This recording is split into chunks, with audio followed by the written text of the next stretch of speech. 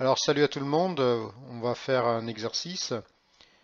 Alors on a un système balle plus fusil qui est isolé, ça, ce mot isolé il a beaucoup d'importance et il est au repos avant le tir.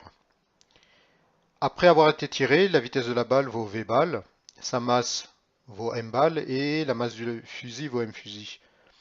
Donnez la vitesse de recul du fusil après le tir et on notera cette vitesse de recul V fusil. Alors puisque l'ensemble fusil et balle est isolé, ça veut dire que il est soumis à des forces qui se compensent. Donc on a somme des forces extérieures qui est égale à zéro. Et on sait d'après la deuxième loi de Newton que cette même somme des forces extérieures est égale à dp sur dt.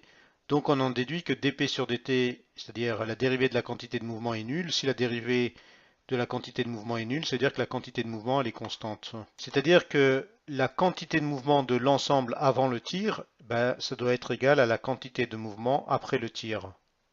Et cette quantité de mouvement, dans ce cas de figure, elle est égale à zéro, donc la constante vaut zéro, puisque le système fusil plus balle est immobile avant le tir.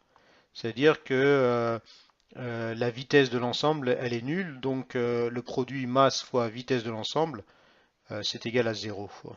Donc soit on a masse de la balle fois vitesse de la balle plus masse du fusil multiplié par vitesse du fusil après le tir, c'est égal à zéro.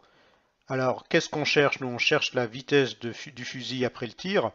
Donc, il suffit d'envoyer cette partie-là de l'autre côté du signe égal. Donc, il y a un signe moins qui va apparaître.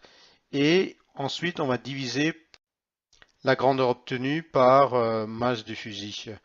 Donc, on obtient bien vitesse du fusil. Ici, vitesse du fusil est égale au signe moins dont j'ai parlé préalablement.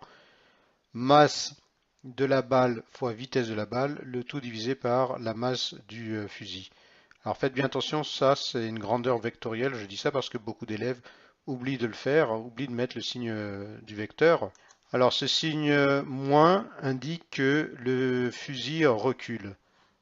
Alors cette situation elle est très intéressante parce que maintenant vous comprenez, lorsque vous regardez par exemple des films, pourquoi une personne est obligée de bien tenir son arme, parce que lorsque la balle part, automatiquement le fusil ou l'arme recule.